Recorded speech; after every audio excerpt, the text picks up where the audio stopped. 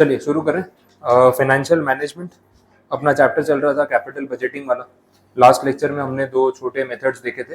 एक RADR approach पे बात हो रही थी, risk adjusted rate of discounting, और दूसरा सर्टेनिटी इक्विवेलेंट फैक्टर या CE फैक्टर वाला कंसेप्ट देखा। अब जो सम्स बीच में बचे थे, इन बिटवीन टॉपिक्स है, वो कंटिन्यू कर लेते हैं। एक IRR वाले कंसेप्ट पे बात हुई थी, वो भी हमने पूरा कैलकुलेशन देखा। तो IRR से रिलेटेड जो सम्स हैं वो अपने डिस्कस करने बाकी है, तो वहां से मैं कंटिन्यू करवा रहा हूँ। तो इलस्ट्रेशन वाला पार्ट आप एक बार देख लो। जो NPV, पे बैक पीरियड, PI रेशियो, ये सब के इलस्ट्रेशन पे हमने बात की थी, आपने सॉल्व भी कर लिए थे और वो क्वेरीज भी कंप्लीट है। IRR के सम्स कहाँ से है वो देख लेते हैं।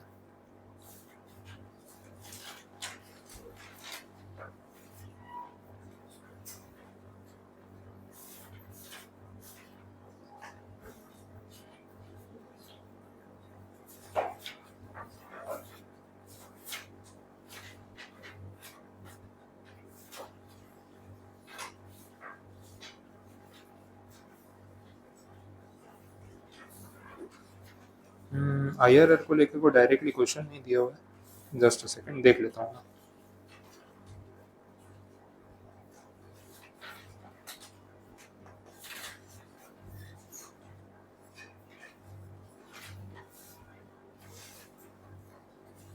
एक काम करते हैं, जो कल मेथड्स देखे थे उसके सम स्टार्ट करते हैं। मीनवाइल IRR वाले क्वेश्चन सर्च कर लेता हूँ कौन से है।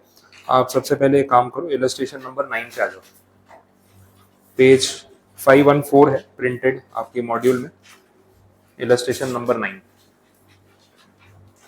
SKN ABC limited. मिला क्वेश्चन? चलो डेटा एक बार रिलेट कर लेते हैं, फिर आप सॉल्व करना स्टार्ट कर सकते हो। यहाँ पे न्यू इन्वेस्टमेंट करने का सोच रही है कंपनी। दो अल्टरनेटिव्स अवेलेबल है, A और B। दोनों मशीन्स की कॉस्ट सेम है, 1 लाख रुपीज़।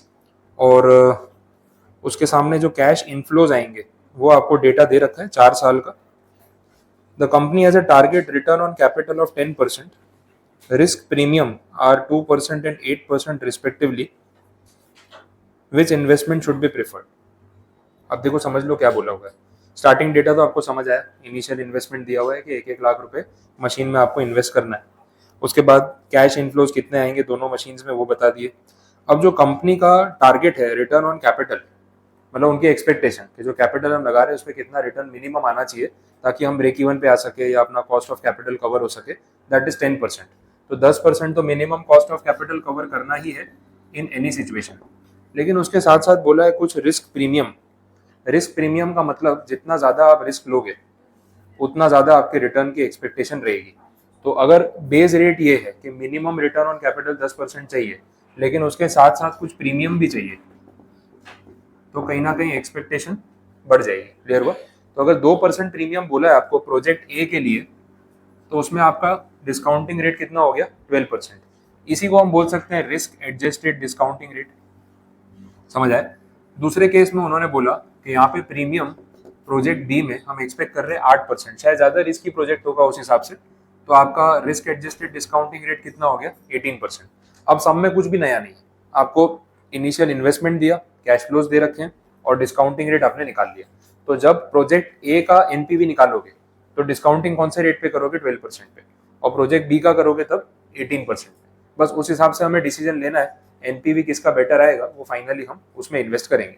स्टार्ट करो आप सॉल्व करना। डिस्काउंटिंग रेट आपके सामने है, कैश फ्लोज के हिसाब से देख लो। जैसे इन्वेस्टमेंट ए में उन्होंने कैश फ्लोज दे रखे हैं आपको,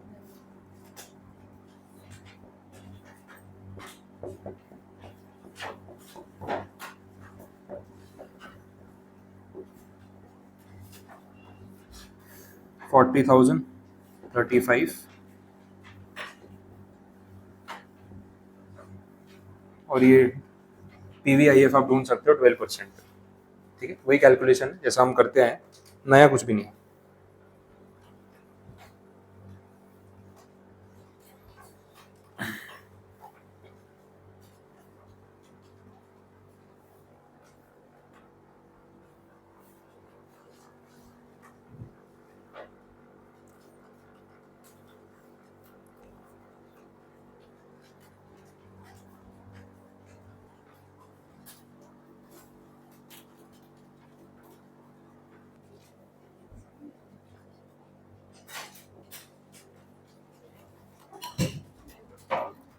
चलिए इलस्ट्रेशन 9 और 10 अगर आपका हो गया है तो आगे एक इलस्ट्रेशन नंबर 11 है वो देख सकते हैं। छोटे छोटे मेथड्स हैं इंडिविजुअली, तो उसको कंप्लीट कर लेते हैं। अगला जो टॉपिक है इलस्ट्रेशन 11 में, that is called probability technique. उसमें भी कुछ ज़्यादा वेरिएशन नहीं है, आप क्वेश्चन देखोगे तो उससे आइडिया आ जाएगा। वहाँ प्रोबेबिलिटी का यूज़ किया उन्होंने, जैसे प्रोजेक्ट ए प्रोजेक्ट बी दे रखा है, सेम फॉर्मेट है, उसमें 3 साल का डेटा है, इनिशियल कॉस्ट है, सामने कैश इनफ्लोज है, लेकिन कैश इनफ्लोज के होने की प्रोबेबिलिटीज दे रखी है, पॉसिबिलिटी कि कितना चांस रहेगा कि कैश फ्लो आपको मिलेगा। जैसे प्रोजेक्ट ए में फर्स्ट ईयर का जो कैश फ्लो है एक्सपेक्टेड है कि 4,000 रुपये हो सकता है, बट ये कैश फ्लो आने की पॉसिबिलिटी कितनी है, सिर्फ 20%, दैट इज 0.2। तो आप मल्टीप्लाई करके ना प्रोबेबल कैश फ्लो निकाल सकते हैं। सेम सम जैसा अभी सीई फैक्टर वाला किया, बस सीई फैक्टर के बदले प्रोबेबिलिटी आ गई, मोर और लेस सेम बात है। सीई फैक्टर में कल मैंने आपको ये बताया था सर्टेनिटी, कि जो भी कैश फ्लो बोला है उसके सामने जो फैक्टर है उससे ये पता चलेगा कि उसमें से कितना cash flow certain. Same format यहाँ पे कि भाई 4,000 रुपये बोला है लेकिन प्रोबेबिलिटी 0.2 है, तो आप मल्टीप्लाई करोगे तो कितना आएगा, 800 आएगा। तो 800 इज प्रोबेबल कैश फ्लो, फिर उसको ही डिस्काउंट करना है, उसी पे एनपीवी निकालना है। तो जैसे इलस्ट्रेशन 10 किया, सेम फॉर्मेट का सम है, सिर्फ सी फैक्टर के बदले वहाँ पे क्या आ गया, सर्टेनिटी सॉरी प्रोबेबिलिटी आ गई वैसा। तो आपको अगर इसको टिक करके रखना है तो भी चलेगा, क्योंकि सेम पैटर्न है, घर पे ट्राई करना है एज अ होमवर्क तो भी कर सकते हो। सॉल्यूशन आपके सामने है, या सॉल्यूशन होता है ना तो आंसर टैली हो ही जाता है, वो टैलेंट अपने में है, इसलिए वो प्रॉब्लम नहीं। हाँ, सॉल्यूशन के साथ वाला सम दूंगा तो गारंटी है कि आ ही जाएगा, तो इसलिए उसमें टेंशन नहीं आएगी। आगे देख सकते हैं, नेक्स्ट कोई मेथड देखते हैं। एक स्टैंडर्ड डेविएशन वाला मेथड है, वो जाने थोड़ा स्टैटिस्टिक्स वाला है, बाद में सॉल्व करेंगे। थोड़ा आगे बढ़ते हैं। एक कंसेप्ट है दैट इज डिसीजन ट्री। एक सेंसिटिविटी मिलेगा आपको पेज 521 पे, उसके बाद एक टॉपिक है डिसीजन ट्री। पहले डिसीजन ट्री लेता हूँ, थोड़ा डिटेल में मजा भी आएगा, उसके बाद सेंसिटिविटी पे आएंगे। तो डिसीजन ट्री टेक्निक है क्या वो समझ लो। पहले थोड़ा कंसेप्ट पे बात करते हैं, फिर इलस्ट्रेशन देखेंगे। जो डिसीजन ट्री वाले केस में ना कैश फ्लोज की डिपेंडेंसी के ऊपर बात हो रही है। मतलब यहाँ पे आपको डेटा कुछ ऐसा मिलेगा कि आज आपने ईयर 0 में कुछ पैसा इन्वेस्ट कर दिया किसी प्रोजेक्ट में, फर्स्ट ईयर में ये कुछ कैश फ्लोज हैं जिनके होने की प्रोबेबिलिटी है, सेकेंड ईयर के जो कैश फ्लोज है वो फर्स्ट ईयर पे डिपेंड करेंगे। मतलब आपने फर्स्ट ईयर में कितना कमाया उस पर डिपेंड करेगा कि सेकेंड ईयर में आप कितना कमाओगे। तो कहीं ना कहीं डिपेंडेंसी वाली बात है, ये एक चीज़ है। दूसरा, जब डिसीजन ट्री वाला हम अप्रोच यूज करते हैं, जो कंसेप्ट लगाते हैं, तो इसमें ना रिवर्स अप्रोच या वर्क बैक अप्रोच बोला जाता है। अब इसका एक जनरल एग्जांपल देता हूँ, फिर इसके ऊपर आएंगे। सपोज ऐसा है कि आपको क्लास पे आना है, अब क्लास पे आने का आपका टाइम है सुबह 10 बजे का, तो 10 बजे अगर आपको क्लास पे पहुंचना है तो आप कैलकुलेशन कैसे करते हो कि आपको कितने बजे उठना है, कितनी देर लगेगी, कुछ ऐसा कैलकुलेशन होता है, या फिर जितने बजे उठे उस बेसिस पे डिपेंड करता है? बोलो क्या कैलकुलेशन होता है, रिवर्स में गिनते हो? ऐसे ही होता है। अभी 10 बजे क्लास में पहुंचना है तो आप गिनोगे ना पहले कि भाई घर से निकलेंगे इतने बजे तो पहुंचेंगे। अब मान लो आपको आधा घंटा लगता है क्लास में पहुंचने में, तो मैक्स 9:30 आपको घर से निकलना ही पड़ेगा, तो आप आधे घंटे में 10 बजे क्लास में पहुंचोगे। अब 9:30 आपको घर से निकलना है। अच्छा, घर से निकलने से पहले कुछ खाओगे पियोगे, नाश्ता करोगे, नाश्ता करने में आपको आधा घंटा लग रहा है, तो भाई 9 बजे नाश्ता मिलेगा, आधे घंटे में खाओगे, 9:30 निकलोगे, 10 बजे क्लास में पहुंचोगे, ये कैलकुलेशन होता है। अच्छा, अब नाश्ता करने से पहले रेडी होना पड़ेगा, रेडी होने में आपको नहा धो के तैयार होने में 1 घंटा लगता है, तो भाई 8 बजे अगर आप रेडी होना स्टार्ट करोगे तो 9 बजे रेडी हो जाओगे, फिर नाश्ता, फिर ट्रैवलिंग, फिर क्लास पे आओगे। ऐसे रिवर्स अप्रोच चलता है, आप कैलकुलेशन वैसे ही करते हो। अच्छा, 8 बजे तो रेडी होना शुरू करना है, उसके पहले एक बहुत भारी टास्क है उठना, ठीक है। अच्छा, वो उठने के लिए अलार्म लगाना पड़ता है। अब वो अलार्म कितने लगाने पड़ते हैं ये भी वेरिएबल है, ठीक है। कोई ऐसा है जो एक अलार्म में उठ जाता है, तो उससे बेटर बिना अलार्म के उठ जाता है कोई? ऐसा कोई है? बिना अलार्म का, अलार्म क्लॉक जरूरत ही नहीं है, और रोज सेम टाइम पे उठ जाते हो जितने बजे उठना है। ये तो टैलेंट है, सिखाना है कैसे पॉसिबल है। हाँ, इसके लिए क्या करना पड़ता है? कोई पूजा पाठ करवानी पड़ती है, कोई जड़ी बूटी खानी पड़ती है, क्या करना है बताना। अच्छा, एक अलार्म वाले कितने? ठीक है, जितने बजे का अलार्म लगाया उतने बजे उठ जाते हो। तो कैसे अलार्म बजा एकदम से उठ के बैठ गए, बस अलार्म बंद कर दिया, वापस ऐसा मन नहीं करता कि थोड़ा 5 मिनट हो जाए, 10 मिनट, ऐसा कुछ नहीं होता? कमाल की बात है। अच्छा, उससे ज्यादा फिर 2 अलार्म, 3 अलार्म, 4 अलार्म, फिर जितने हो एक ही है सब, है ना, वो स्नूज वाली कैटेगरी, ठीक है। तो आपने उसमें ऐसा करते हैं ना कि स्नूज वाले अलार्म भी तो चल रहे होते हैं। तो मैं खुद भी एक अलार्म में तो कभी नहीं उठता, आराम से 3-4 अलार्म लगते हैं 15-15, 10-10 मिनट के गैप पे। वो रोज का अपना कैलकुलेशन है मेरा, मुझे पता है अगर 8 बजे उठना है तो 8 बजे उठना है, मतलब कैसा है कि इससे लेट नहीं होना चाहिए। तो फिर मुझे मालूम है कि 8 बजे उठ के बैठने वाली कंडीशन तब आएगी जब मैं उसके पहले के अलार्म लगा के रखूँ। तो एक 7:45 होता है, एक 7:30 होता है, कितनी बार अगर टेंशन जाता है 7:20 भी होता है, अगर खुद पे भरोसा कम हो तो 7:15 भी होता है। तो 7:15 से शुरू करूंगा, 3-4 अलार्म बंद होंगे, वो माइंड पता है प्रोसेस करना शुरू कर देता है। 7:15 वाला अलार्म मुझे पता है कि सीरियसली नहीं लेना है, ये तो बंद करके सोना ही है, बट थोड़ा बहुत नींद से बाहर आ गया हूँ। 7:30 लगता है चलो अभी भी है, 1-2 लाइफ लाइन और बची है। 7:45 वाला ना फाइनल होता है कि अब इसके बाद जो बजेगा अगर नहीं उठा तो फिर लेट हो गया। तो 8 वाला फाइनल है, फिर आँख खुल जाएगी। नहीं तो अदरवाइज डायरेक्ट 8 बजे का लगाऊंगा तो मुझे मेरे पे भरोसा नहीं है कि मैं उठ के फिर टाइम पे आ सकता हूँ। तो ऑब्वियसली मेरा तो सिस्टम वो स्नूज वाला है। आप बिना अलार्म के उठते हो तो फिर कुछ अलग सॉफ्टवेयर है आपका, मुझे नहीं पता कैसे काम कर रहा है, बड़ी बात है। एक अलार्म में उठना है बड़ी बात है, लेकिन ठीक है आपकी हैबिट है तो अच्छी चीज है। तो अपने वो सब कैलकुलेशन करके चलते हैं। अब मुझे अगर 10 बजे क्लास पे पहुंचना है और मैं ऐसे रिवर्स में गिन रहा हूँ, तो देखो स्टोरी 7:15 से शुरू हो रही है कि 3 तो अलार्म बजेंगे स्नूज वाले, फिर उसके बाद 8 बजे उठूंगा, फिर रेडी होऊंगा, 9 बजे नाश्ता करूंगा, 9:30 निकलूंगा, 10 बजे पहुंचूंगा। तो आइए आपने पूरा रिवर्स कैलकुलेशन किया, टारगेट था 10 बजे पहुंचने का। अच्छा यही अगर कैलकुलेशन ना करते कि जब आँख खुली तब देख लेंगे, उस हिसाब से चलेंगे, कोई 8:30 बजे उठा, कोई 9 बजे उठा, कोई 9:45 बजे उठा, फिर क्या होगा, फिर भागो, फिर ना नाश्ते का टाइम है ना नहाने का टाइम है, ऐसे ही आ गए, ठीक है, तो भी नहीं पहुंच पाएंगे, ट्रैफिक सिग्नल में फंस जाओगे। अभी तो उसका ही प्रोविजन लेके चलना पड़ता है कि घर से यहाँ तक आते आते 4 सिग्नल लगते हैं 120 सेकंड वाले, उसका कैलकुलेशन अलग कर लो, 10 मिनट और बढ़ गई है। तो ये सब कैलकुलेशन जो है ना वो बिजनेस में भी करनी पड़ेगी। जब डिसीजन ट्री वाली बात कर रहा हूँ, हम सिंपल एक बिजनेस प्रोजेक्ट की बात कर रहे हैं। पैसा लगाने के बाद मैं सोचूंगा कि क्या होगा क्या नहीं, अब तो मेरे हाथ में है ही नहीं ना बात। एक बार आपने इन्वेस्ट कर दिया, the game is out of your hands, अब क्या होगा you don't know. But invest करने से पहले अगर आप पूरा कैलकुलेशन कर लो और फिर वो फिजिबल लगे तो फिर बात है, तो इन्वेस्ट करना है नहीं करना है आपको समझ में आएगा। तो डिसीजन ट्री का जो कंसेप्ट है वो ऐसे रिवर्स अप्रोच पे चलता है कि आज पैसा लगाऊंगा तो 1 साल बाद क्या होगा, 2 साल बाद क्या होगा, तो वहां तक जाके वहां से कैलकुलेट करना है मुझे कि आज फिजिबल है इन्वेस्ट करना या नहीं है। अब ये चीज आपको समझ कैसे आएगी, जब अपने पास कोई एग्जाम्पल होगा। आप देख लो अपने मॉड्यूल में है एक एग्जाम्पल इसका, वो ये डायग्राम दिख रहा है आपको, वो डिसीजन ट्री का स्ट्रक्चर है, वो ऐसे ही बनता है, इन्वर्टेड ट्री स्ट्रक्चर बोलते हैं उसको। वो भी मैं सम में बनवा देता हूँ तो मालूम पड़ जाएगा। उसके नीचे आपको एक एग्जाम्पल दे रखा है, वो एग्जाम्पल देख लो। बोला a company X has an opportunity to invest in equivalent schemes that will last for 2 years and it will cost ₹1 lakh initially. तो आज आपको 1 लाख रुपए इन्वेस्ट करना पड़ेगा और 2 साल तक ये स्कीम से आपको कुछ पैसे कमाने का मौका मिलेगा। कॉस्ट ऑफ कैपिटल कितनी दे रखी है, 15%। और कैश फ्लोज की जो पॉसिबिलिटी है ना वो यहाँ पे बताइए, इन ईयर 1, इन ईयर 2 वैसे बोला हुआ है। फर्स्ट ईयर में ऐसा बोला कि आपका CFAT हो सकता है 40,000 रुपीज, बट इसके कितने चांस है, 30%, मतलब प्रोबेबिलिटी दी है आपको। फिर बोला है 40% चांस है कि CFAT कितना होगा, 60,000 रुपीज। फिर उसके बाद बोला है 30% चांस है कि CFAT होगा 80,000 रुपीज।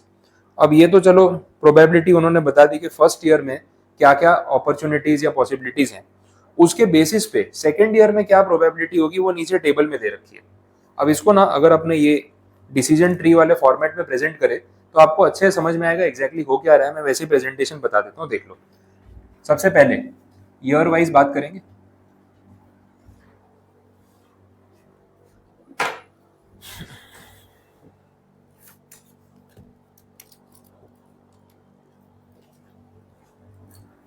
हाँ, ईयर वाइज बात करेंगे, ईयर 0, ईयर 1 और ईयर 2 वैसे बनेगा। आज आप यहाँ पे इन्वेस्ट कितना कर रहे हो, 1 लाख रुपीज ईयर 0 में। अब बोला 1 लाख रुपए लगा दिया तो ईयर 1 में CFAT कितना आएगा, उसकी 3 पॉसिबिलिटीज है। तो 3 पॉसिबिलिटीज को अपने ना 3 ब्रांचेस की तरह ऐसे प्रेजेंट कर देंगे। फर्स्ट पॉसिबिलिटी में क्या बोला था, 40,000, सेकेंड पॉसिबिलिटी में 60,000 और थर्ड पॉसिबिलिटी इज 80,000।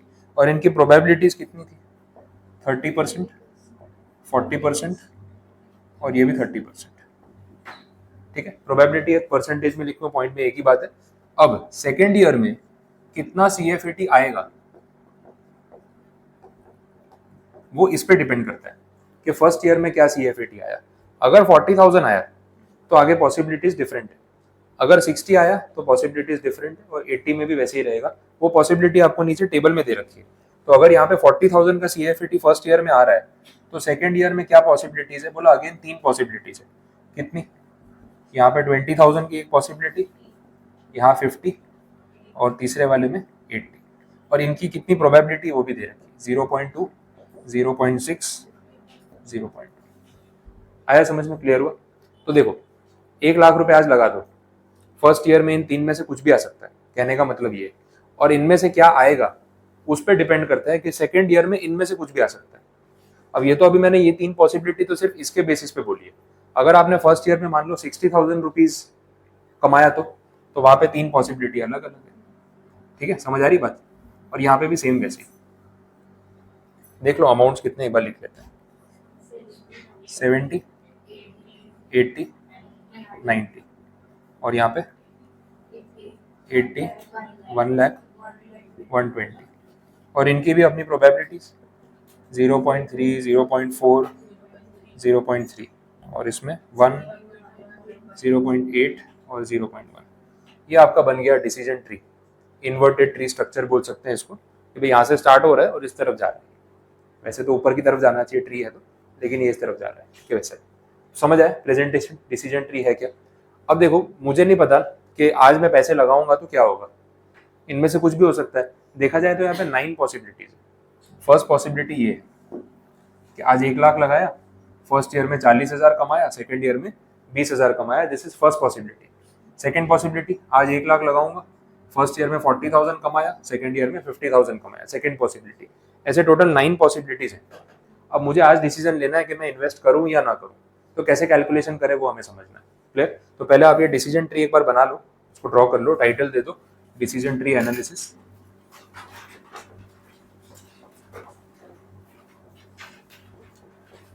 उसके बाद टेबुलर प्रेजेंटेशन कैसे करना है वो देख लेते हैं। बड़ा समय टाइम लगेगा, आराम से स्टेप बाय स्टेप सॉल्व करते हैं। अभी तो 2 टेबल्स बनेंगे इसके बाद, बट कंसेप्चुअल है, वर्थ है। एक बार आप सॉल्व कर लोगे फिर मजा आएगा, प्रॉब्लम नहीं है। नेक्स्ट टाइम कोई क्वेश्चन आया तो गारंटी है कि पूरा बनेगा।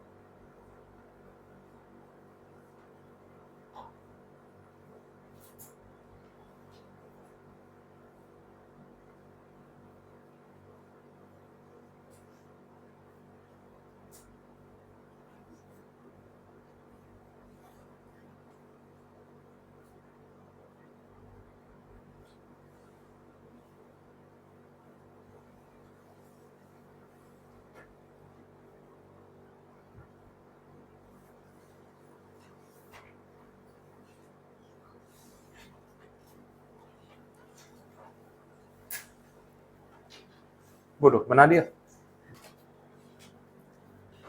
ठीक है, प्रेजेंटेशन वाला पार्ट कंप्लीट। अब यहाँ पे ना हम कैलकुलेशन करते टाइम ना प्रोबेबिलिटीज का भी यूज करने वाले हैं, तो वो कुछ नया पॉइंट आपके लिए कैलकुलेशन में भी रहेगा। इसको हटा देता हूँ मैं, इसका काम नहीं है। कॉलम्स क्या क्या बनेंगी, प्रेजेंटेशन कैसे होगा वो देखो।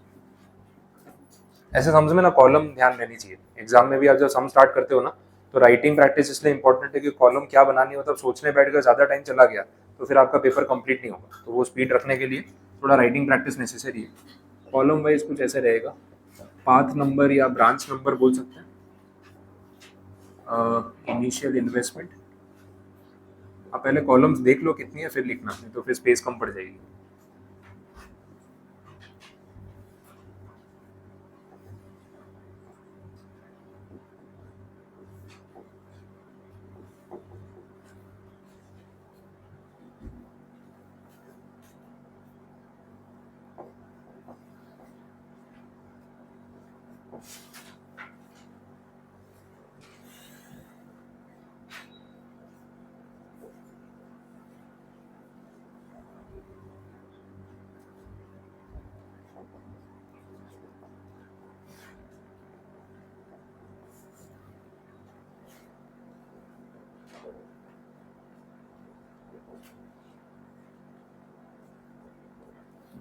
देखो ऐसे कुछ कॉलम्स बनेंगे। पाथ नंबर जो वो 9 ब्रांचेस थी, अपने 9 ऑप्शंस थे, इनिशियल इन्वेस्टमेंट सब में सेम रहेगा 1 लाख रुपए जो अपने प्रोजेक्ट में है। CFAT प्रेजेंट वैल्यू पे हमें निकालना पड़ेगा जो ब्रांच में थे, और फाइनली आएगा NPV। तो हमें NPV फाइंड करना है ऑल 9 ऑप्शंस में कि क्या आता है, किसमें ज़्यादा आता है, किसमें कम आता है, ये अपना टारगेट है। अब देख लो, पार्ट नंबर 1 की बात करें तो इनिशियल इन्वेस्टमेंट उसमें कितना था, 1 लाख रुपए। अब बाकी का डेटा कैसे कैलकुलेट होगा, आप वो जो आपने ट्री बनाया है उसमें देख लो। 1 लाख रुपए इन्वेस्ट करके फर्स्ट ऑप्शन क्या था, फर्स्ट ईयर में कितना आएगा, 40,000 रुपए, ठीक है। अच्छा 40,000 रुपए की प्रेजेंट वैल्यू क्या होगी वो हमें चाहिए। कुछ डिस्काउंटिंग रेट क्वेश्चन में दे रखा है, देखो ना कितना है, 15%। तो आपको 40,000 रुपीज जो फर्स्ट ईयर में पॉसिबिलिटी है उसको प्रेजेंट वैल्यू पे लाना पड़ेगा डिस्काउंटिंग करके एट द रेट ऑफ 15%। तो कैसे करेंगे, 40,000 डिवाइड बाई 1.15, एक साल से डिस्काउंटिंग करना है सिंपली, तो डिवाइड कर लो 1.15 से। अब ये तो समझ आ रहा होगा क्यों किया, क्योंकि 40,000 एक साल बाद की वैल्यू है, मुझे आज की वैल्यू चाहिए, तो 15% से डिस्काउंट कर दिया। कितना अमाउंट आ रहा है, 3478 ठीक है, एक दो डिजिट इधर उधर चलेगा। तो ये 40,000 रुपए की प्रेजेंट वैल्यू आ गई। अच्छा अगर इस साल आपने 40,000 कमाया तो सेकेंड ईयर में कितना कमाओगे, वो कितना दे रखा था, 20,000 फर्स्ट पाथ पे। तो 20,000 रुपीज की प्रेजेंट वैल्यू यहाँ पे लिख दी। हमें NPV निकालना है तो हम क्या करेंगे, डिस्काउंटिंग करेंगे। तो 20,000 रुपीज की प्रेजेंट वैल्यू निकालनी है, लेकिन 20,000 को कितने साल से डिस्काउंट करें, 1 साल से या 2 साल से, 2 साल से ना, ये 2 साल बाद मिलने वाला है ना, तो इसका डिस्काउंटिंग 2 साल से होगा।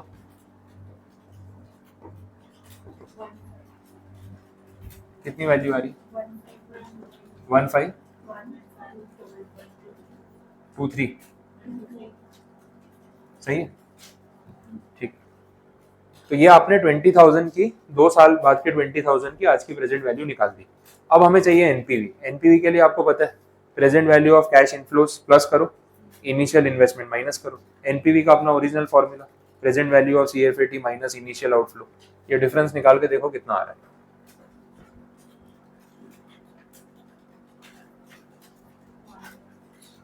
हाँ माइनस में आएगा, 50,094 आया, माइनस में आ रहा है, करेक्ट है। अब ये फर्स्ट पाथ पे जो पॉसिबिलिटी है उसका NPV आ गया कि अगर आपने पैसा लगाया और ये सब हुआ तो ये आपका फाइनल NPV आएगा विच इज नेगेटिव, ठीक है। ऐसे और भी पाथ हैं बाकी के, वो भी देख लेते हैं। सेकंड पाथ पे आप देखो क्या होगा, एक दो मैं सॉल्व करा देता हूँ, बाकी कंप्लीट कर सकते हो। 1 लाख रुपए आपने इनिशियली आज इन्वेस्ट किया, फर्स्ट ईयर में आपको क्या मिला, 40,000 ही मिला। आपने देखा होगा ना डिसीजन ट्री में, अपना जो 1 लाख रुपीज इन्वेस्ट किया था तो 40,000, फिर 60, फिर 80, फिर इसके आगे 3। तो ये 3 केस में 40,000 तो कॉमन ही रहने वाला है, तो वापस गिनने की तो कोई जरूरत है ही नहीं, सेम अमाउंट ही तो आएगा, पता चला। लेकिन जो ये सिचुएशन है, यहाँ पे कितना कैश इनफ्लो था, 50,000, तो 50,000 की यहाँ प्रेजेंट वैल्यू मिल जाएगी। क्या करेंगे, 50,000 को डिस्काउंट करेंगे, कितने साल से डिस्काउंट करेंगे, 2 साल से। तो करो 50,000 डिवाइड बाई 1.15 दो बार इक्वल टू कितना अमाउंट आ रहा है,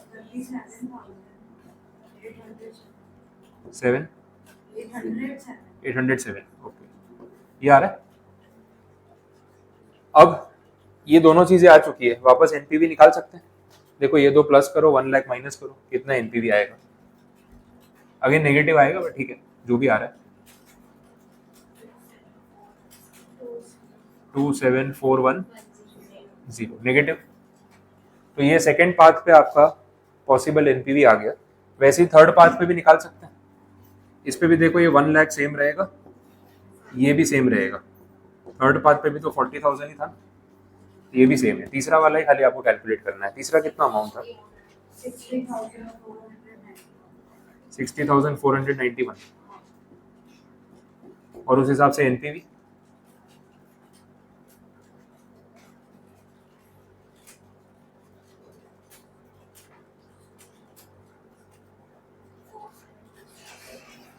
$4,726 नेगेटिव आ रहा है,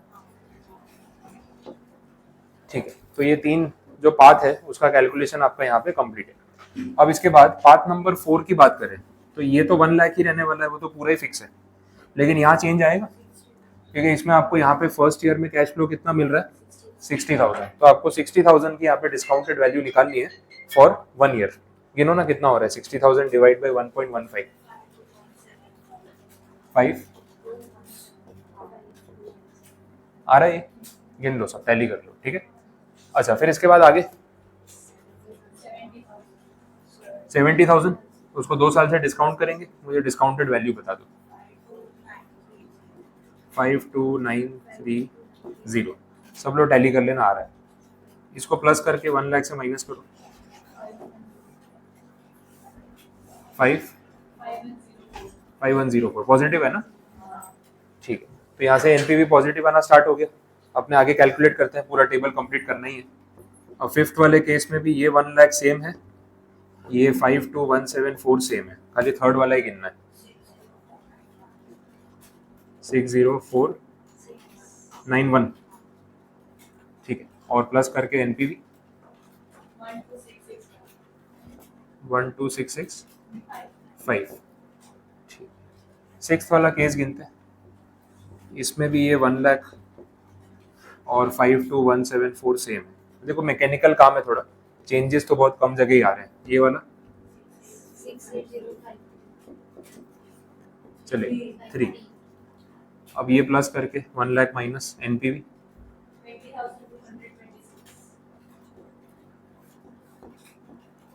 ओके। अब सेवेंथ,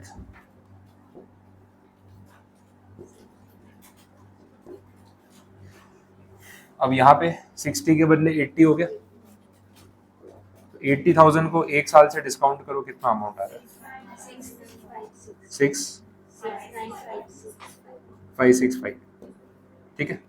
तो अब ये तीनों जगह सेम ही रहने वाला है, अब बोले पहले से लिख दो, कोई फर्क नहीं पड़ेगा।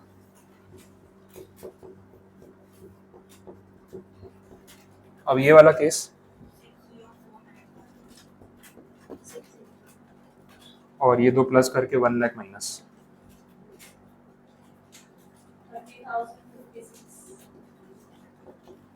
ठीक है। अब 8th वाली कैटेगरी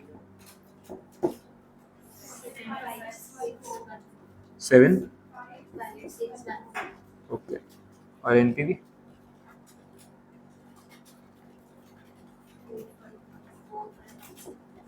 45,179, ओके। और लास्ट वाला एनपीवी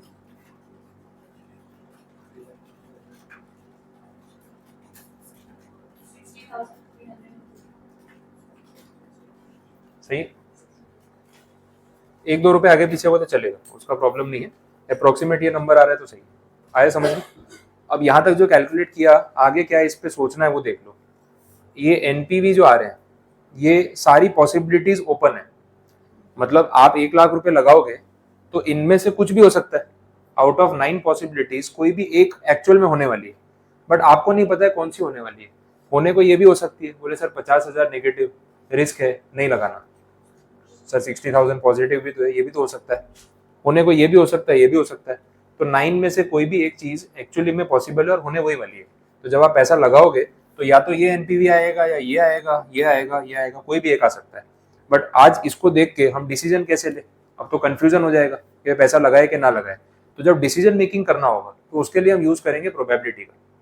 इनमें से कौन से एनपीवी के आने की कितनी प्रोबेबिलिटी है वो हमें कैलकुलेट करना है। और प्रोबेबिलिटी के लिए आपको जो अपन ने चार्ट बनाया उसमें प्रोबेबिलिटीज दे रखी थी कि किसके होने की क्या पॉसिबिलिटी है, ठीक है। तो उसके बेसिस पे देखेंगे, बट पहले आपको ये टेबल एक बार कंप्लीट करना पड़ेगा, इसको लिख लो, क्योंकि जो प्रोबेबिलिटी वाला पार्ट कैलकुलेट करना है ना, वो दूसरा टेबल बना के कैलकुलेट करेंगे तो ज्यादा अच्छा रहेगा। मैं इसमें भी कंटिन्यू करवा सकता हूँ, बट फिर वो कॉलम्स बहुत बढ़ जाएंगे, एक पेज पे आएगी नहीं, तो बेटर है अपने उसके बाद दूसरा टेबल ही बना लेंगे। देखिए सेकेंड टेबल में मुझे सिर्फ ये पार्ट नंबर चाहिए और एनपीवी चाहिए, ये सारी चीजें बीच में जो है वो आगे काम नहीं आने वाली। तो आप ये टेबल पहले बना लो।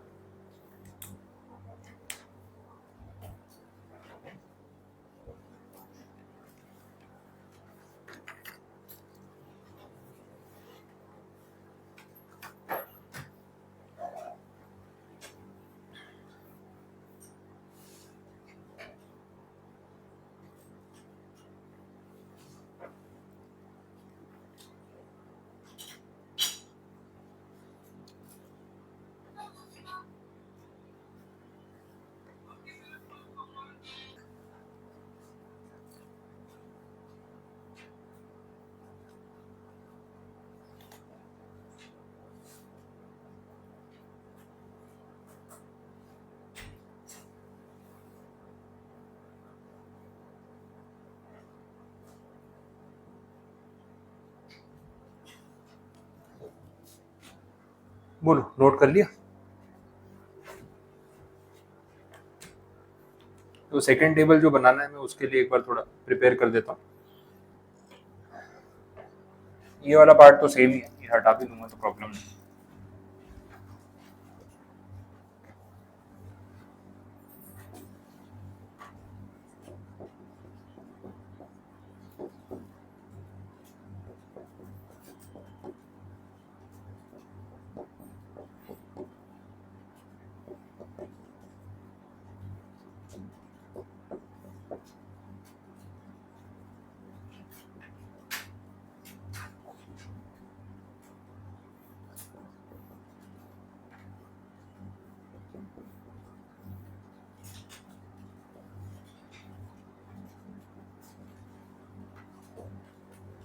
ठीक है, सेकंड टेबल में जो अपने कैलकुलेशन करेंगे उसमें प्रोबेबिलिटीज का यूज करना है।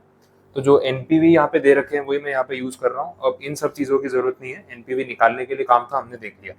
अब आगे बढ़ते हैं। ये हो गया ना, नोट कर लिया ना ये वाला?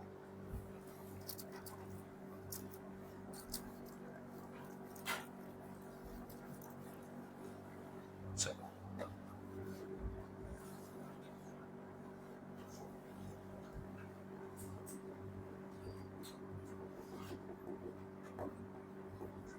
अब हम यहाँ पे यूज करेंगे जॉइंट प्रोबेबिलिटी।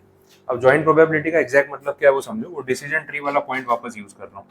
आपने 1 लाख रुपए आज लगाए, 40,000 फर्स्ट ईयर में कमाए, 20,000 सेकेंड में।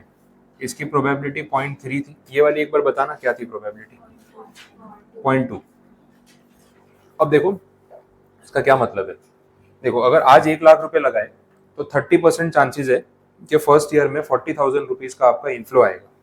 और अगर ये आया तो 20% चांसेस है कि सेकेंड ईयर में 20,000 का इन्फ्लो आएगा। समझ आ रही? इसका होना इस पर डिपेंड कर रहा है या नहीं कर रहा है? कर रहा है ऑब्वियसली। तो प्रोबेबिलिटी का यूज कैसे होगा पता है? अगर आप 100 टाइम्स पैसे लगाओगे ना तो 30 टाइम्स चांसेस है कि आप 40,000 रुपीज कमाओगे। 100 में से 30 बार ऐसा होगा। और अगर 100 में से 30 बार ऐसा हुआ तो ये 30 में से 20% टाइम्स ऐसा होगा कि आगे 20,000 रुपीज कमाओगे। तो ये 30 का 20% करेंगे, वो कितना होता है पता? 6। 100 में से 100 टाइम्स अगर आप इन्वेस्ट करोगे तो 30 टाइम्स चांसेस है कि ये अमाउंट आएगा। और उन 30 में से 20% चांसेस है कि ये अमाउंट आएगा। तो 30 का 20% कितना होता है? 6। ये है जॉइंट प्रोबेबिलिटी। अब जॉइंट प्रोबेबिलिटी आएगी कैसे? Simple, 0.3 into 0.2 joint probability. इसके चांसेस 20,000 आने के चांसेस 20% है, लेकिन 20% किसका? इसका 20%। इसके खुद के चांसेस 100 में से 30 है, उस 30 में से 20%, तो वो कितना हो जाएगा? 6। This is called joint probability. और वो आएगी कैसे? मल्टीप्लाई करने से। समझ आ रहा है? वो डिपेंडेंसी होती है ना इवेंट्स की। प्रोबेबिलिटी में अपने करते थे एंड होता है तो मल्टीप्लाई करते हैं, और होता है तो प्लस करते हैं। ये वैसा हो गया ना, ये इवेंट होने के लिए इस इवेंट का होना जरूरी है, डिपेंडेंट है, दोनों एंड वाले इवेंट्स है। तो प्रोबेबिलिटीज क्या होंगी? मल्टीप्लाई होंगी। वैसे भी लॉजिक लगा सकते हो। तो फाइनली आएगा 0.06। इसका मतलब ये है आपका ये वाला जो एनपीवी है ना, इसके होने के चांसेस 100 में से 6 है, 6 आउट ऑफ 100। वैसे ही बाकी सबकी प्रोबेबिलिटी अपनी अपनी जगह अलग हो सकती है। क्लियर है? अब सेकंड वाला जो पॉइंट था इसमें आप देख लो, पहली प्रोबेबिलिटी तो यही है 0.3, लेकिन उसके आगे ये वाला कितना था? 0.6। तो 100 में से 30% चांसेस, उस 30% में से 60% चांसेस, तो ये कितना हो जाएगा? 0.18 या 18%। समझ आ रहा है? तो आप जब 1 लाख रुपए लगाओगे तो एनपीवी ये आएगा, इसके कितने चांसेस है? 18%। एनपीवी ये आएगा, इसके कितने चांसेस है? 6%। ऐसे ही बाकी के गिन सकते हैं। एक बार टैली कर लेते हैं। थर्ड वाला बताओ क्या आएगा? 0.06। फोर्थ वाला वो चार्ट में से आपको मिल जाएगा, 0.12, 16, 12,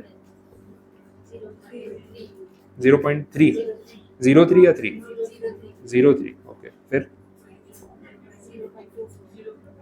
2.4। ओके, और लास्ट में 0.03। और टोटल प्रोबेबिलिटी पता है 1 होती है। पढ़ा आपने ये सब प्लस करके देख लो, 1 आ रहा है। अगर आ रहा है तो आपने सब सही गिना, नहीं तो कहीं मिस्टेक होगी। तो कुछ एरर होगा ना मल्टीप्लिकेशन का, तो पता चल जाएगा। 24, 30, 42, 58, 70, 73, 7600 बराबर है। देखो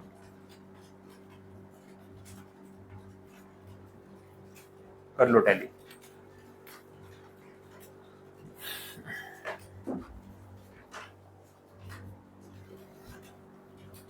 हो रहा है?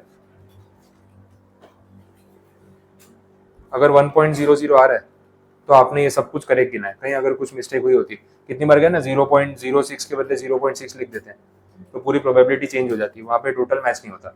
Total probability is always 1। अब देखो कौन से एनपीवी आने के कितने चांसेस है वो आपके सामने है।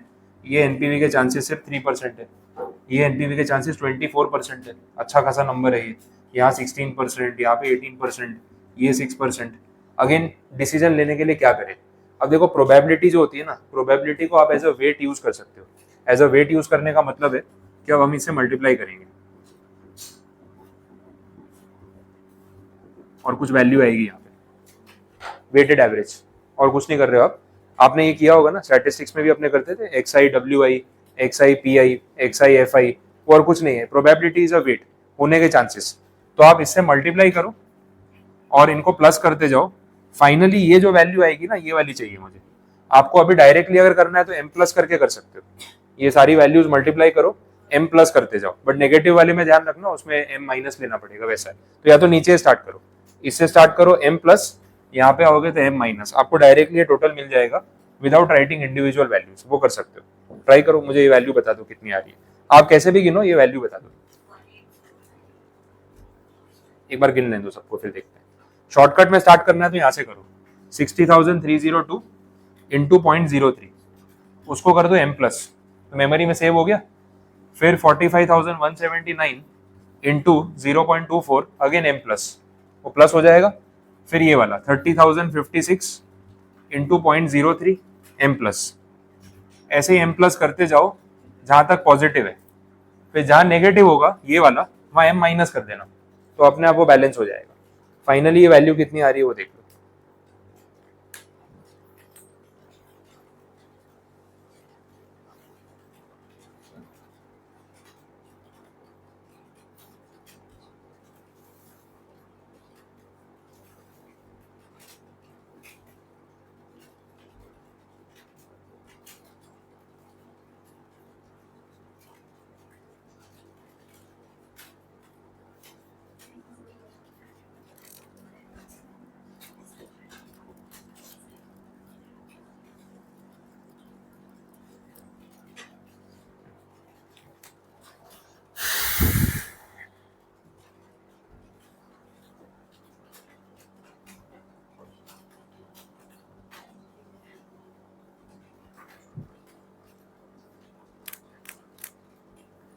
के नियर बाई है तो सही है। बोलो आ रहा है? अप्रॉक्स लिख देता हूं मैं एक बार, एग्जैक्ट नंबर की जरूरत नहीं है। पॉजिटिव आ रहा है नेगेटिव आ रहा है, खाली वो बताओ। पॉजिटिव आ रहा है, बस वो मैटर करता है। फिर आपका एग्जैक्ट नंबर जो भी आ रहा है ठीक है। 10,400 के अराउंड पॉजिटिव आ रहा है, this is called expected NPV, या सिंपल टर्म्स में एवरेज एनपीवी। ये सारे एनपीवी का मैंने क्या किया, एवरेज कर दिया, वेटेड एवरेज। और वेट किसको बनाया, प्रोबेबिलिटी को। अब ये नंबर है क्या एग्जैक्टली, थोड़ा इस पे बात कर लेते हैं। ये एवरेज एनपीवी है, ये सिर्फ आपको डिसीजन लेने में एक हिंट प्रोवाइड करता है, कोई गारंटी नहीं देता है, पहले ही बता रहा हूँ। ये पॉजिटिव आया है मतलब एवरेज पॉजिटिव आया है। एवरेज पॉजिटिव देख के एक बार आप रिस्क लेने का सोच सकते हो। अब अगर आपने इसको देख के रिस्क लेके 1 लाख रुपए इन्वेस्ट कर दिया, उसके बाद क्या होगा? उसके बाद जो एक्चुअल एनपीवी आएगा वो ये 9 में से कोई एक होगा। अगेन वो ये भी हो सकता है, ये भी हो सकता है। अब वो प्रोबेबिलिटी पे है, 100 में से 6 चांसेस इसके भी है और 100 में से 24 चांसेस इसके भी है। तो everything depends on the probability कि एक्चुअल में क्या होगा, आपका लक फैक्टर है। लेकिन ये नंबर देख के एक बार आप हिम्मत कर सकते हो कि शायद अपने फेवर में आ जाए, क्योंकि एवरेज एनपीवी अगर पॉजिटिव है तो हमें इससे ये पता चलता है कि जो पॉजिटिव एनपीवीज हैं इनकी प्रोबेबिलिटी क्यूमुलेटिवली ज्यादा रही होगी, तभी ये प्लस में आया। अगर यही नेगेटिव में आ जाता तो फिर ज्यादा प्रोबेबिलिटी थी कि आपका इनमें से कुछ आएगा, तो मत ही इन्वेस्ट करो। इसमें आप फिर भी चांस ले सकते हो, चांस लेने के बाद भी कोई गारंटी नहीं है। देखो नसीब खराब हुआ तो 100 में से 6 चांसेस है ना ये वाले, क्या पता ये भी आ सकता है आपको, आने को और भी कोई आ सकता है, दैट डिपेंड्स। तो इसको देख के हम डिसीजन ये ले सकते हैं कि as the expected NPV is positive, we can take a risk to invest in the project. But invest करने के बाद जो एक्चुअल एनपीवी आएगा वो इनमें से कोई एक आएगा। ये आपके माइंड में क्लियर होना चाहिए। तो this is only a parameter which is helping in decision making, this is not the actual NPV, this is just a parameter. दोनों में डिफरेंस होता है, समझ आ रहा है, क्लियर हुआ? तो ये डिसीजन ट्री एनालिसिस के सम्स में आपको ये अप्रोच लगाना है, पहले ट्री बना लो, उसके बेसिस पे पाथ डिसाइड कर लो, हर एक पाथ पे जो पॉसिबल एनपीवी है वो निकाल लो, पॉसिबिलिटीज आने के बाद डिसीजन लेने के लिए एवरेज कर लो, एवरेज करने के बाद फिर आप डिसीजन ले सकते हो क्या करना है क्या नहीं। तो ये अप्रोच रहेगा डिसीजन ट्री वाले सम्स में। बोलो कोई कंफ्यूजन इसमें? क्लियर है? ठीक है, बस तो ये टॉपिक यहाँ पे कंप्लीट है, इतना रखते हैं, बाकी के फिर टॉपिक्स अपने कल कंटिन्यू करेंगे। सम्स तो मैंने आपको जो थे इसमें से कराई दिए, बाकी नए टॉपिक्स कल देखेंगे।